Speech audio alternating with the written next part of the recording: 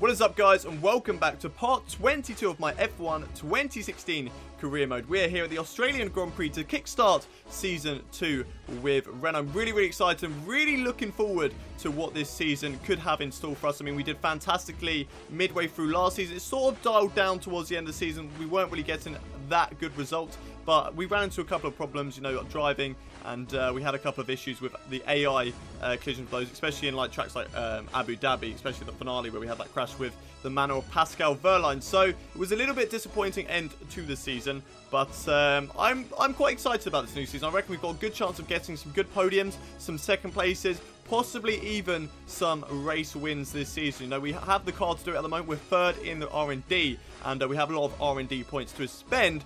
So we're going to check that out now. We're going to have a look at what we're going to spend our new R&D points on. So here we are in the laptop menu, and as you can see in the top right hand corner of your screens, we have 2,000 resource points to spend. Haas have upgraded their car, but they are the only car that have upgraded over the winter, which is quite surprising. I would have expected some of the other guys to upgrade their cars as well. We're going to go ahead and upgrade the engine power on our car because we want to make sure our car is as fast as possible in a straight line going into the next couple of tracks. We're also going to upgrade the drag on our car as well, just to make sure that we are even quicker in a straight line. Then possibly after the race, depending on how much resource points that we have, we might think about maybe upgrading the downforce or the fuel efficiency. But for now, let's head into the first practice session of the season. Welcome to Melbourne, where the practice session is about to start for this weekend's Australian Grand Prix. The pre-race talking is over. Now it's time for the drivers to show their worth. So here we are in our first practice session of the season. We're just going over the track acclimatization at the moment, just to try and get as many resource points as possible to hopefully be able to upgrade the car before the Bahrain Grand Prix even more. So maybe fuel efficiency or downforce or something like that. But we come across the line, and luckily enough, we managed to get a purple score first time of asking. So we definitely have a very good understanding of this Australian Grand Prix. But unfortunately, you know, we decided to do a few more laps on the track acclimatization to try and get a fully purple score. But unfortunately, this happened on one of the laps. We ran just a little bit too wide on the exit of turn 2, put it into the wall there, and unfortunately lost our front left tyre, and that meant we retired from that session. So very disappointed to be out of the first session, not be able to do the tyre wear management or the qualifying pace, but luckily we still have 3 practice sessions in order to do that, and that meant that we were right at the bottom of the field in 22nd position and 4 seconds off the pace of the leaders. So we definitely need to pick up the pace as the weekend goes on. But then we headed into free practice 2 and went on to do the tyre wear management. Now we messed up on the first 3 laps. They were absolutely awful, but luckily the last 4 laps were purple, and that meant that we managed to pass with a purple score on the track, on the tyre management, and that means we get even more resource points towards the end of this race. But unfortunately, we couldn't get a good enough time in the qualifying pace. Our time was only good enough for 1:27.6, and that was not good enough to beat the target time for what the team wanted me to get. So that's a little bit disappointing heading into qualifying, but hopefully we can get a good enough result there. And unfortunately, we do lose out on some resource points as well. But it was good enough for 11th place, which is pretty good compared to what we had been doing towards the end of last season. So hopefully we can do a better job this time. And without any further ado, let's over to the qualifying session. Welcome to Melbourne, where qualifying for the Australian Grand Prix should be getting underway shortly.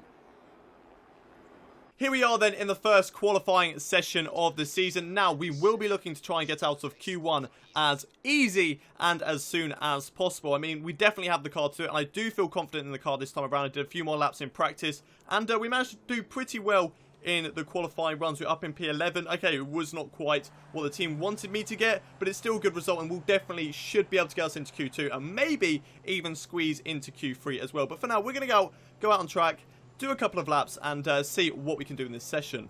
So here we are out on track, just going around the final corner down towards the line for our first lap here in Q1. It's not been the best of laps, and it's only good enough for a 1:27.538, which is 2 seconds off the pace of Kimi Räikkönen. It is so far faster than our teammate, but we go out later in the session, we drop down into 17th place. We come down towards the line, and it is enough to get us into Q2 and put us into 11th place, which was absolutely fantastic in this qualifying session, exactly where we were in the practice sessions, and hopefully we can build upon that and improve as the sessions go on. Max Verstappen has got a 15 position penalty going into qualifying as well, so that's really good news for us in the rivalry battle against him. So hopefully well, he will definitely start behind us on the grid, no matter where. If he qualifies on pole and we qualify 16th, however, he may not, but I don't think that's going to happen. But yeah, that's pretty much it. Valtteri Bottas out of Q1. No other real surprises apart from Esteban Gutierrez getting disqualified, which was a bit of a surprise. But let's see how we do in Q2.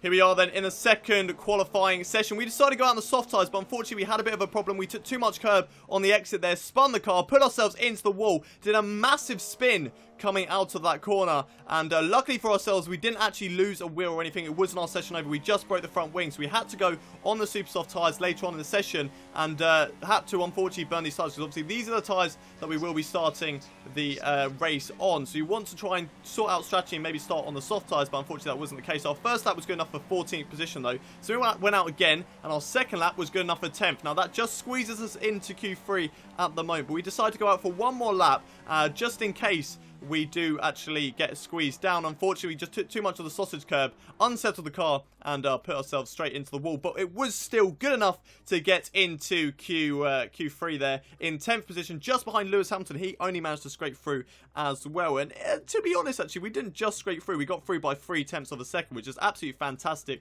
beating the likes of Jenson Button, Max Verstappen, my rival. So he will be starting near enough at the back of the grid, apart from Esteban Gutierrez, who did get disqualified. But Max Verstappen will be starting very near the back of the grid. Jolyon Palmer also gets into Q3, which is fantastic news. And without any further ado, let's see how we do in the top 10 shootout.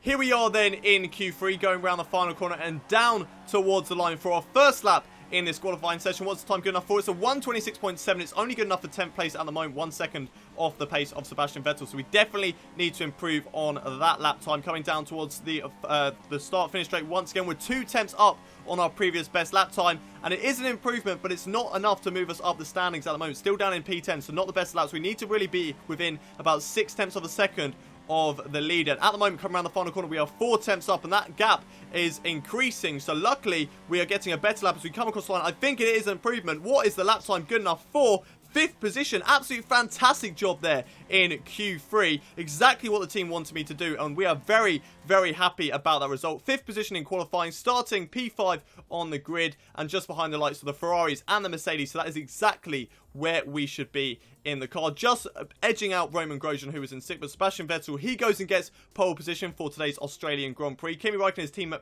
his teammate, lines up alongside him, with Lewis Hamilton in 3rd. Then it's Nico Rosberg in 4th. I'm in 5th with Roman Grosjean alongside me in 6th. Daniel Ricciardo in 7th with his former teammate Danny Kvyat lining up alongside him in 8th. Carlos Sainz in 9th. Jolyon Palmer, my teammate, rounds out the top 10. So we'll be looking to get a good result in tomorrow's race. I mean, starting in P5, we'll be looking to possibly get on the podium if one of the top 4 guys make a mistake. If we can get past them into the first couple of corners, though, we can definitely defend that position. So hopefully we can get a podium for tomorrow's race, but we're just going to have to wait and see as we head into the race for the Australian Grand Prix. They say that even a second is an eternity in Formula One, so going 4 winter months with no racing at all has seemed a very long time indeed. We're back though in Melbourne, home of the Australian Grand Prix since 1996.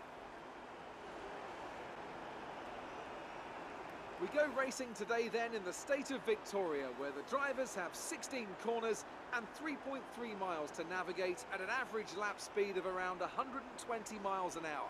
The close proximity of the barriers makes accidents inevitable, and recent history shows us that a safety car is not at all out of the question. I'm joined again today by none other than Anthony Davidson. Tell me, Ant, obviously there's a lot of development work that goes on with these cars between the races. You've been both a test driver and a race driver. What differences are there in the way you approach those roles? Interesting question, Crofty. They're 2 very different mindsets. I mean, when I tested for BAR, we had full in-season testing where, per driver, you'd cover up to 15,000 kilometres per season. And in that role, it was more about working for the team, trying to help them improve the car and drive as systematically as you could, so that that data could be analysed in the most consistent way. When you're lining up on the grid for a race, however, your frame of mind's all about what you can get out of the situation on that day, and the car's the tool to help you achieve what you want. You still want to focus on the setup, of course, but it's more about the here and now, getting yourself as far up the field as possible, and less about development work for the future. Okay, the run into turn 1 isn't too long, so the pack will be bunched up. Take care.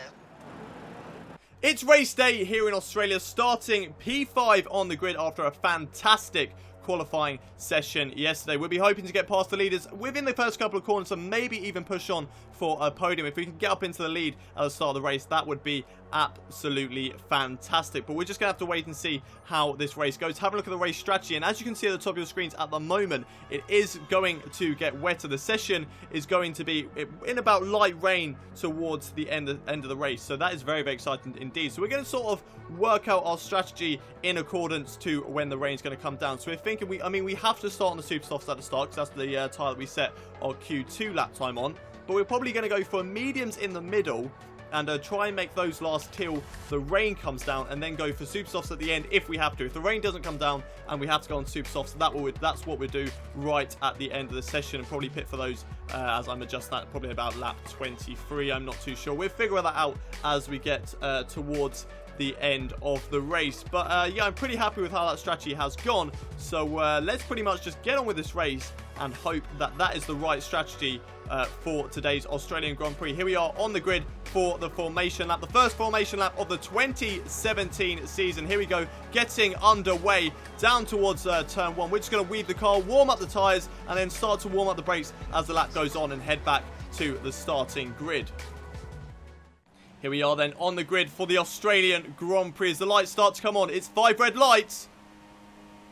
Lights out and away we go for the Australian Grand Prix, and it's a great start compared to the Mercedes of Nico Rosberg. Kimi Räikkönen getting a little bit bogged down. Lewis Hamilton also having a fantastic start down in towards turn 1. The three leaders going 3 wide into turn 1, and I've managed just to avoid all of those guys going off the track and going round the outside into turn 1, getting the inside line into turn 2. Luckily managed to avoid all those guys, and I'm right behind the Ferrari of Sebastian Vettel right now in second place in this Australian Grand Prix. A fantastic result so far for myself in this race, and we are following right behind the Ferrari driver at the moment, going through the final corner. We will have the slipstream. DRS is not activated at the moment. We're just going to have to wait a couple of laps for that to come into effect. But here we go, going down into turn 1. We've got the slipstream on Sebastian Vettel up the inside into turn 1, and Sebastian Vettel just runs it very, very deep into that corner. We didn't actually make contact at all. He just ran it very, very wide, gave us a lot of room into turn 1, and thank you very much for giving me the race lead then. Hopefully we can push on and hopefully get a bit of a gap to the other guys and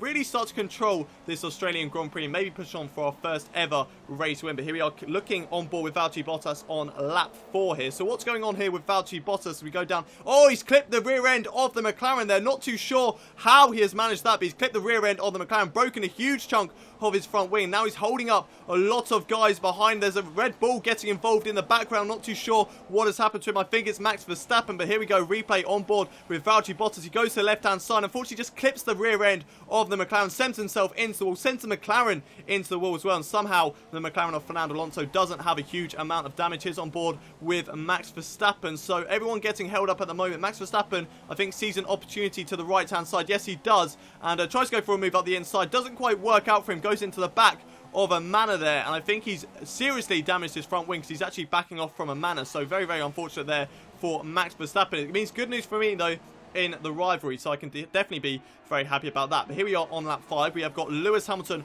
right behind me at the moment as we go down this long sort of curved straight down in towards the chicane. Lewis Hamilton has the inside line. We're going to try and defend the outside line on him at the moment, just cutting the corner a little bit. I mean, that was just to give him enough room because it wouldn't have worked too wide going through there. There would have been contact, and I didn't want to affect his race. So we had to just clip the corner a little bit. I hope you guys don't mind that. But here we go, going down in towards turn 3. Lewis Hamilton once again trying another move round the outside of the hairpin this time, and unfortunately for him, not being able to make the move stick. And here we are on board with Sebastian Vettel. Will he be looking to go for a move on the Mercedes of Lewis Hamilton? No, his engine has gone. I think that's 2 seasons in a row now that Sebastian Vettel's engine has blown up on lap 6 of this Australian Grand Prix. The world champion from 2016. His season is going from a really, really bad start here with an engine blowout right at the start of the Grand Prix. And that means that the safety car has been brought out in the first race of the season. And that is good news for us because that means we can go into the pits on these super soft tyres, which are really starting to come away from us. So very, very happy that the safety car has come out at this stage of the race. So we're going to go into the pits, get a new set of super soft tyres, just about pitting for the marks there. And coming into the pit stop, we need to get a new set of medium tyres, and luckily for us as well, it's going to mean that these medium tyres are going to last a little bit longer because we're not going to be pushing them under the safety car. So luckily the mediums are going to last longer than we expect them to. So hopefully they should be able to make it to lap 21 with a good amount of degradation.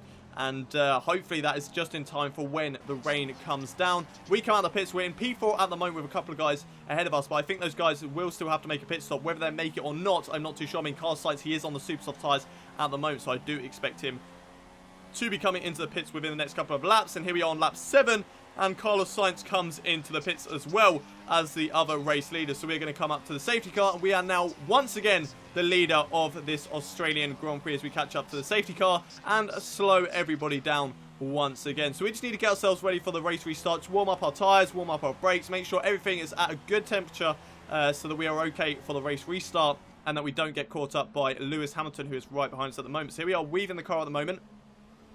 On lap 9 for the safety car restart, coming round this right-hander at the moment. Going really, really slow at the moment. And that wasn't actually me. That was the computer taking over my car for the safety car restart. And then it went green now. So now we could push the car. And yeah, it looks like we did get a good jump compared to Lewis Hamilton. There is actually a Manor running in 3rd position at the moment, which is really, really good news. The Sauber in 4th. So we could see a bit of a shake-up on the grid in this Australian Grand Prix with a Manor in 3rd and a Sauber in 4th position. But here we go, going down in towards turn 1. And now, here we are on lap 10. We've got Lewis Hamilton right behind us. Will he be looking to go for a move down the start-finish straight? He set himself up right up behind me. No, he's not. Lewis Hamilton coming to the pits, which is really, really strange because he has actually only just come into the pits. So he came into the pits on the same lap as me. So really, really weird. His pit crew are not out. So that must mean that Lewis Hamilton has a drive-through penalty in this Australian Grand Prix. That is very, very disappointing for his race because that means he's going to be so far down the field. And now we're on board with Kimi Räikkönen on lap 11. It looks like we've made a little bit of a mistake in towards the left-hander before this long curve straight. And Kimi Räikkönen go for a move maybe around the outside on the super soft tyres in towards the chicane. Can he hold it around the outside into this corner? He's going to try it. We're holding it on the inside. We now have the outside line into the second part of the chicane. It's side by side at the moment as we run down in towards this next right-hander in sector 3 at the moment. Kimi Räikkönen once again right behind us, but later on the brakes on those super soft tyres. We're trying to hold it around the outside once again. Still side-by-side action on lap 11 of this Australian Grand Prix, but unfortunately Kimi Räikkönen on those better tyres. He gets the job done up the inside just before the end of this lap, and unfortunately we're just going to have to settle for P2 at the moment. But however, Kimi Räikkönen will be coming into the pits once again within the next couple of laps. We won't be pitting till lap 21, and hopefully the rain will come down by then. Another driver who is on the super soft tyres is Romain Grosjean on lap 12, and he gets a fairly easy move up the inside after we make a mistake in towards the chicane. And we tried to maybe have a little sort of a cutback move, but unfortunately it doesn't quite work out. We go into the back of the Haas drive, but luckily we don't get any front wing damage, which is very, very good news indeed, because if we had some damage to our front wing, that could really upset our race. But we're now on board with Nico Rosberg on lap 13 at the moment, going through this chicane. He's just following behind us. So we make a mistake into the chicane once again. That gives Nico Rosberg a great run up the inside. He just gets squeezed out a bit too much, moves into our car, and loses a big chunk of front wing there on the left-hand side. I'm not too sure whether it affects his car too much. We're just going to have to wait and see as the race goes on. But very, very disappointing for Nico Rosberg. Here we are cutting ahead to lap 14. So it doesn't look like it has affected Nico Rosberg's car at the moment. And going through the chicane side by side at the moment, he does what Sebastian Vettel did into turn 1. He just runs it very, very wide into the second part of the chicane and loses a lot of time there. But here we are cutting ahead to the end of lap 14, start of lap 15, and Romain Grosjean has come into the pits for a new set of, I think, medium tyres, which he will try and make last till the end of the race. And cutting ahead to lap 15 now, going on to lap 16, Kimi Räikkönen now comes into the pits. That means that we are now back up into the lead of this Australian Grand Prix. And at the moment, Daniel Ricciardo and Nico Rosberg are having a little bit of a ding-dong battle behind us, which is good news for our race. It's good news for our race because it means that we get a bit of a gap to those guys. A race engineer just telling us that there's 5 minutes until light rain. Here we are on lap 22. And Kimi Räikkönen is right behind us at the moment. And here we are. The rain is coming down now. You can just see a few little streaks on the car. It's not wet enough for intermediate tyres, obviously. And here is Kimi Räikkönen going for a move down in towards chicane, side by side at the moment. He's got the outside line. And he does exactly what Nico Rosberg did a couple of laps ago. Just runs it a little bit too wide off the track. And I'm not too sure why that is, but But here's Jeff just giving us a strategy change there to go on to the intermediate tyres. So it is now time to switch tyres in this Australian Grand Prix, and we are definitely going to do that because this Renault is steering like a boat at the moment. It was dreadful to drive on these dry tyres in these wet conditions. I mean, I've done it before in challenges, but it has never ever been this bad. It wasn't even that heavy rain, to be honest. You know, I've done it before in full heavy rain, whereas this time around this was just dreadful. We were really struggling in these conditions. Maybe because we were on the harder tyres, and that's why Kimi Räikkönen was a lot faster in these conditions. But I do not know how he had the pace on those No, he's on the same tyres as me, so I don't know how he had the pace. There's us just locking up as we try and hold it around the outside of Kimi Räikkönen. He just settles behind us for the time being. But yeah, just really struggling on these medium tyres. Maybe it's because they are so worn at this stage. I think they were about 50 or 60% worn at this stage of the race. I mean, we had been on them since lap 6 of this Australian Grand Prix, and here we are around the final corner now, just coming into the pit lane. We need to be extra careful coming into the pits because obviously we do not want to brake too late and miss the marks and actually get a drive-through penalty for speeding. But luckily we do manage to get the car stopped in time, very early. In fact, we managed to get definitely get that pit lane speed limit there as we come into the pits on lap 23 for a new set of intermediate tyres. Hopefully these tyres will be good enough but unfortunately Kimi Räikkönen has got the jump on us. Unfortunately, we were just a bit too slow. The Renault guys were just a bit too slow in the pit stops. Unfortunately, Kimi Räikkönen has got the job done on us. He has jumped up into the lead of the race. Now coming out of the pits, we're just losing the back end all over the place. We try and push to try and get back past the Ferrari driver in this Australian Grand Prix. We do not want to lose the lead of the race this late into it. And we're losing the back end all over the place. Getting very close to the wall there on the left-hand side. And unfortunately, we just have to settle for P2. Unfortunately, Kimi Räikkönen was just too quick in this race. We're on board with Daniel Ricciardo, who is going down the start-finish rate now to start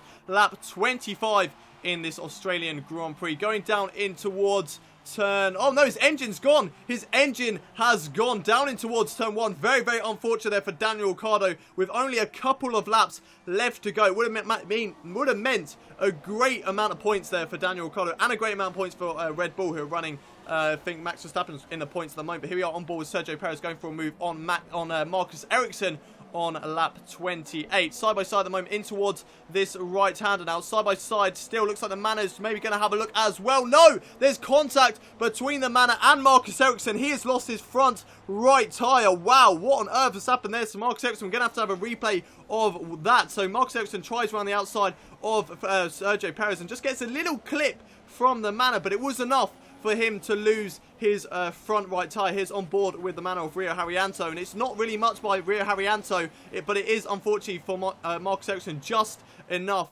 to lose his front right tyre. And here we are on the final lap of this Australian Grand Prix, holding on to second place at the moment, battling with the Haas, and I do believe that we will be battling with the Haas across the whole entire season. I mean, research and development is very close at the moment of the two teams in this season. But Roman Grosjean looking for a move up to the chicane. Unfortunately for him, could not make that stick, but now he's right behind us, trying round the outside in towards this right-hander. Can he get the job done this time around? Not quite. Roman Grosjean just having to settle, and Kimi Räikkönen wins today's Australian Grand Prix. It's a great result for the Ferrari driver. Ferrari kicking off where they left off at the Abu Dhabi Grand Prix, and here we are going around the final corner now. We're just managing to hold off Roman Grosjean as we come around the final corner down towards the line. It's been a fantastic race for us, and we're going to take home our first ever second place in this Australian Grand Prix. Good job, you did really well. Super driving.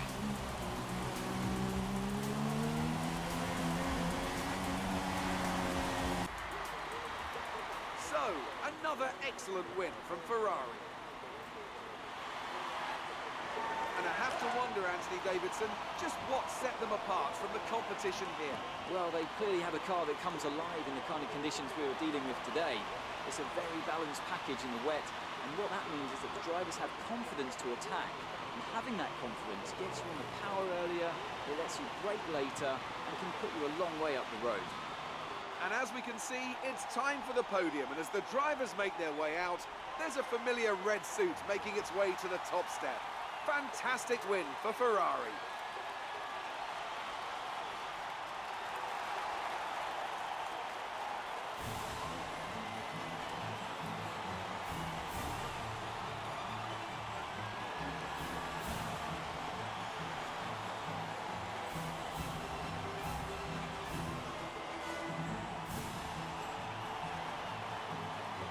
What a way to kickstart the new season with a second place here at the Australian Grand Prix. A little bit disappointed that we didn't get the race win, but at the end of the day, the Ferraris are just so quick in this season. They're a bit like the Mercedes in F1 2015 at the moment. They are so dominant in my career mode, and Mercedes aren't really that dominant, if I'm honest. It was quite easy to defend from the Mercedes, whereas the Ferrari were just so quick on this game, especially Kimi Räikkönen. Kimi Räikkönen is a great driver on F1 2016, but nevertheless he won today's Australian Grand Prix, myself coming home in second. Romain Grosjean gets a fantastic podium in 15th place, with Carlos Sainz getting 4th, so surprise results here at this Australian Grand Prix. Nico Rosberg comes home in 5th, with Max Verstappen working his way up from 21st on the grid up into 6th position, so a fantastic result for my rival. Lewis Hamilton in 7th, Valtteri Bottas in 8th, Esteban Gutierrez from last on the grid managed to get up into 9th, and Danny Kvyat gets the final point in today's race, with Sebastian Vettel, Daniel Ricciardo and Marcus Ericsson being the 3 guys who did not finish. The driver standings looks exactly the same as the race results, so we're not really going to talk about that too much. We're in 2nd place at the moment on 18 points, but we're not really thinking too much about the driver's standings at the moment. However, the constructor's standings is still important, so we'll have a look at that. And as you can see, we are also in 2nd place there, but it is very, very close at the moment between Renault, Haas, Mercedes, and I suppose Toro Rosso as well. So we could be possibly battling with those guys for 2nd place in the Constructors' Championship. But I think most of these teams, I mean, Renault, we definitely needed Jolyon Palmer to get points here today in order to possibly challenge with Ferrari. Ferrari missed out on points because Sebastian Vettel didn't finish. Haas, Esteban Gutierrez didn't get that many points. Toro Rosso, they did a good job because Carlos Sainz and Danny Kvyat got points, and Mercedes got double points finish as well. So I feel like it's just myself, Haas and Ferrari. We need our teammates just to really step it up, and hopefully we can get some good points in the Constructors. But that is it for today's Australian Grand Prix. Let's head back to the menus. So just taking a quick little look here at the rivalry update, and looks like we did beat Max Verstappen in the race. However, he did get a faster lap time, so we lose out a little bit there. I mean, we got the same amount of points in that race, but we are now 21 to 14, so the gap at the moment is 6 points, which is absolutely fantastic, and hopefully we can possibly beat him at the Bahrain Grand Prix. But here we are back in the menu, which we've earned a trophy there from the Australian Grand Prix, 2nd place, which is absolutely fantastic in this season. We've also got 804 resource points. We could possibly be spending those on an upgrade, and unfortunately though, we can't spend it on chassis weight or downforce, but I do think that we are going to spend it on fuel efficiency. I mean, we haven't really upgraded the fuel efficiency on our car that much. We've done one at the moment, and I do want to be able to run in rich mix for a lot longer in races, so I'm not too sure. I might upgrade the fuel efficiency, but I might wait for the downforce next race at Bahrain, or possibly even the chassis weight. But heading into a track like Bahrain, we would want to run in rich mix for a lot longer, so I'm not too sure. Do I go for downforce or do I go for fuel efficiency? You know what? I think I'm just going to go for fuel efficiency. I'm going to upgrade the fuel efficiency on my car, and we've got enough to actually upgrade it again, so I think we're going to do that. Upgrade the fuel efficiency once more, and that's probably going to be it for fuel efficiency for a long time. We're going to save up our resource points once again after the Bahrain Grand Prix and Chinese Grand Prix, and hopefully after then it will be enough to get a good amount of points. So not a good amount of points. It would be enough to upgrade the downforce or the chassis weight on our cars. So that's what we're going to do, because I think our engine's at a good stage at the moment. We've upgraded it 4 times. Our drag as well has been upgraded 4 times. And the fuel efficiency is 3. So we need to start to think about downforce, but mainly chassis weight, because that's only been upgraded twice. So we're going to think about those two. But that is it for today's Australian Grand Prix. If you have enjoyed the episode, don't forget to smash that like button. Also, subscribe to my channel if you are new around here. We're going to have this Formula 1 2016 career mode every single day for you. We had that sort of for the first season, but unfortunately we had a few little gaps there. But I took a couple of days out after the end of season 1 between the start of season 2 just to get ready, just to make sure I've got all these videos ready for you, so they are all scheduled, and there shouldn't be any breaks. They should be out every single day for you, so you can definitely look forward to that. And if you are subscribed to the channel, you never have to miss an episode from me. But I'll see you next time at the Bahrain Grand Prix, but until then, it's goodbye from me.